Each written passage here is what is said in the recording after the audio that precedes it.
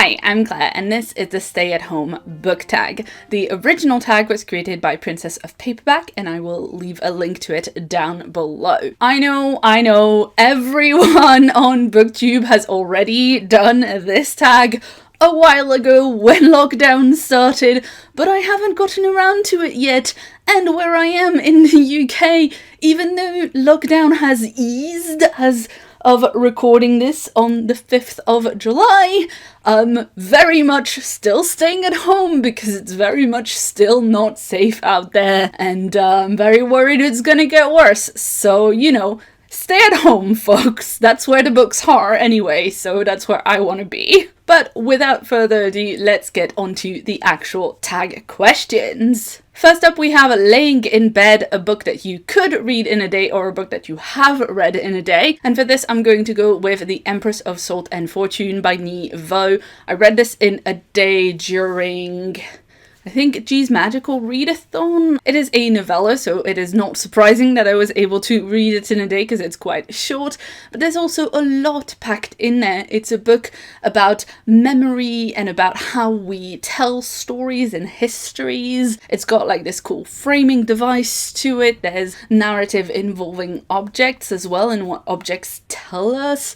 There's one character telling another a story and kind of like pushing the other person to understand what is being said without really saying it. It's just such a beautiful story, and honestly, I want to read it again, and I've been saying that since I first read it, so I should get to that at some point. Question 2 is Snacking, a Guilty Pleasure book, and for this one I'm going to direct you to a video I made last year about guilty pleasures in general, because it was a Patreon request to make a video on this. But in general, I'm like mildly uncomfortable with the concept of calling anything a guilty pleasure anyway, because like sometimes you just need something that's nice and indulgent and that you enjoy, and there's nothing guilt-inducing about that. I also am very uncomfortable with the framing of like placing snacks and the word guilt together. Like, that's not cool. Anyway, I will direct you to this video that I made because I go into a lot more detail about the books and the fic and the TV that I consider like very indulgent pleasures. Question 3 is Netflix, a series you want to start. And for this one, I'm going to go with the Wedding Date series by Jasmine Guillory. The first book, The Wedding Date, is about these two people who kind of accidentally meet in an elevator and very quickly agree to fake date for the wedding of this guy's ex so that he doesn't go on his own. I was super excited for this book when it first came out, started reading it immediately, and I really wasn't in the right mood for it, so I put it down because I just knew from reading it that I would enjoy it if I read it when I was in the right mood for it. Still haven't picked it back up again though, so I really need to do that because I know I'm gonna enjoy it. It's not exactly my absolute favorite type of fake dating where there's like years of friendship and pining and angst built into it, but it is still pretty fun. Also, looking at the synopses of all the other books in this series, they all have tropes that I really enjoy. One of them has a botched public proposal going viral, forcing our main character to go isolate herself in a remote cabin in the wilderness, coincidentally with a hot guy who she fancies, so that is great. We've also got an enemies to lovers romance with two people who can't stand each other being forced to work together on the wedding of the couple from the first book. One of them is about the mom of one of the characters from earlier on, so it's great to not just see romances for this group of friends that are all in their 30s, but also to see like one of their moms having a whirlwind romance in England with someone who works for the Queen, because what we want is these good royalty AU vibes. The newest book, which comes out in July, it is about a hotshot junior senator and a lawyer that he has a relationship with, and like they kind of have to hide their relationship at first because as soon as they go public there's a lot of media scrutiny and stuff like that. Again, that's a trope that I really like in general, in romantic fiction, in fan fiction, so I hope that I will enjoy it in this series. At number 4, we have Deep Clean, a book that's been on your TBR for ages. And for this one, I have to say Mort E by Robert Rapino. This has been on my TBR for a super long time. I'm not sure at this point that I can remember what this book is about. Let's be honest, you know I bought it because of this cat on the cover, right? You know that about me. Honestly, when I picked up this book, I didn't know anything about the author or the story, but since picking it up, the author, Robert Rapino, I've heard him a couple of times on the Reading the End podcast with demographically similar Jennies. Now, I'm friends with the Jennies, and the fact that they are also friends with this author and that they have invited him on a couple of times tells me good things about this person. And that is why I've kept this book through like the massive TBR cull that I did at the end of last year when I did my KonMari My Bookshelf video. I just feel like I need to at some point pick this up and give it a go. I've been making an effort to read more of my TBR books since the beginning of the year, but I'm gonna be honest, a lot of them only managed to get read because I found out that they had an audiobook on SCRIBD as well as being on my shelf, so I was kind of going back and forth between the two. I don't know if this actually has an audiobook. I'm gonna check now. Alright, there is an audiobook for this, but it is on Audible and I don't have a credit right now, but at some point I should see if I manage to actually read this in its physical form, and if not, actually bite the bullet and get the audiobook and actually see what this book is all about, because I've had it on my TBR for a super long time. In fact, I'm gonna actually tell you what it's about because, you know, I'm a booktuber and that's what I do. On the back, it says, "The war with no name has begun, with human extinction as its goal." That's a bit real, isn't it? Oh dear. The instigator of this war is the colony, a rate of intelligent ants who for thousands of years have been silently building an army that will forever eradicate the destructive, oppressive humans. I mean, fair on the ants, to be honest, fair on the ants. Anyway, the colony uses some fancy schmancy technology to turn surface animals into two-legged beings who rise up to kill their masters. And we follow Morty, a former house cat turned war hero who is looking for his pre-transformation friend, a dog named Chiba. Okay, I didn't realize that I could feel emotional about the synopsis of a book on the back of the book that starts with disposing of all of the human race.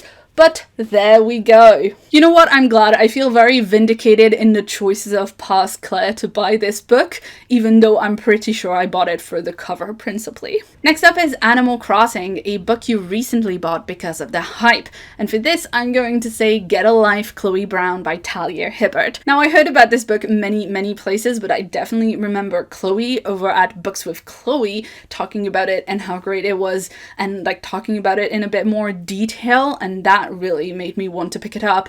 And then I went on Audible to look for it to see if it was available as an audiobook, and I found out that it is being read by Adjoa Ando, who played Martha's mom on Doctor Who, if you've seen that, but also is one of my favorite, probably my favorite book narrator that there is. She did the Anne Leckie Imperial Ratch series that started with Ancillary Justice, and she read those so well and did all the voices and the singing and stuff, and it was amazing. And right now I'm listening to Chloe Brown and it is amazing.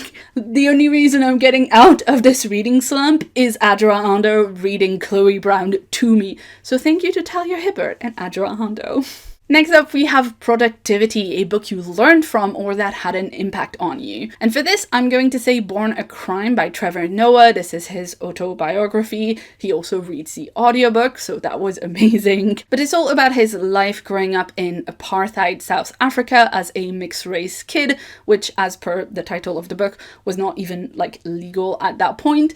And there's just a lot of history in that book that I did not know about. There's a lot of interesting discussion of languages and of like different languages around that region that I didn't really know about.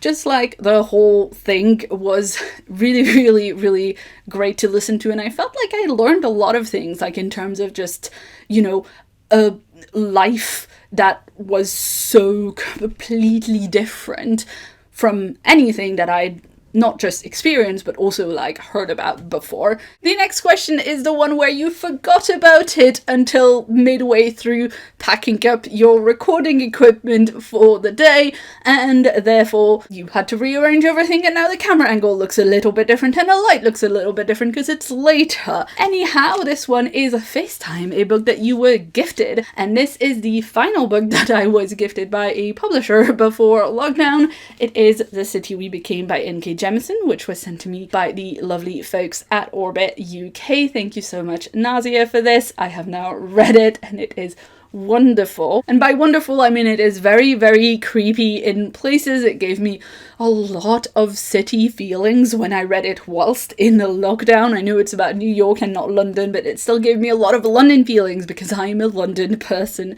But yes, this was the final book that I was sent by a publisher before lockdown, and I don't know now what people are doing in terms of sending books. I've gotten a lot more arcs through NetGalley rather than physical ones, which is fine, you know, I just want everybody to keep safe, so there we go. This is the one, and I'm going to send you back to the Claire who completely forgot about this question and therefore might look a little bit differently framed. Next up is self-care. What is one thing you have done recently to look after yourself? And this one is a work in progress. Absolutely. I have been trying to take one day fully off a week, and what I mean by trying, and what I mean by one day fully off a week, is that I work full-time 40 hours a week for my partner's YouTube gaming channel, Many a True Nerd, do a lot of editing, video editing, image editing, lots of fun stuff, but obviously it is my full-time job, so it occupies a lot of my time. And then I work on this channel at the weekend, and I have been trying to keep to just working on these videos on Sundays and taking Mondays off. I work Tuesdays to Saturdays on my full-time job. Anyway, I've been trying to take off the one day and not do any video recording, editing, anything like that. I've even been trying to limit the amount of chores that I do on that day, just because my brain kind of goes like, oh, well, if we're not doing YouTube work, we should be doing housework, because otherwise we're not doing anything. We should do things all the time, productivity. So I have been trying to kind of keep a day where I can relax and like everything can be quiet and I can just read books or watch TV or like hang out in my pajamas watching YouTube for hours and hours. Playing The Sims for an entire day is something I've done before on a Monday on my like 0 work day. I am not very good at doing this every single week, and I can already tell you right now I'm recording this on a Sunday and I'm definitely going to be working tomorrow. Not ideal, but then Worldcon is coming up and I have a lot of prep to do, so you know, but I'm trying, and I'm managing it sometimes. And finally, we have a bonus question: name a book that is coming out soon. And for this, I'm going to direct you to the video I made recently about June and July anticipated releases. So we've got a few books that have already come out and a few books that are coming out soon. Ones that I'm particularly excited in that video: we've got Trouble the Saints by Elia Dawn Johnson, we've got Deal with the Devil by Kate Roca, many more. There's over 15 books listed in that one video just for stuff that came out in June and is coming out in July, and I'm gonna do another one soon for August and September releases that also has over 15 books on it. So if you're wondering what books are coming out soon, I gotcha. So that's it. This was the stay-at-home reading tag. I hope you enjoyed this video. I hope you are staying safe. I hope that if you're able to, you're staying at home. I hope that if you're having to go out or work out of your home, you are able to take precautions. You're able to wear masks and gloves and things, and you are keeping safe. I hope everybody is doing well. This is a very scary time still, and I just hope you all are doing okay. See you soon. If you'd like to see more from me, you can check out a previous video on screen right now. And if you haven't yet, please hit the subscribe button that's on my face for a new video from me every week. I've been Claire, thanks so much for watching, and see you soon.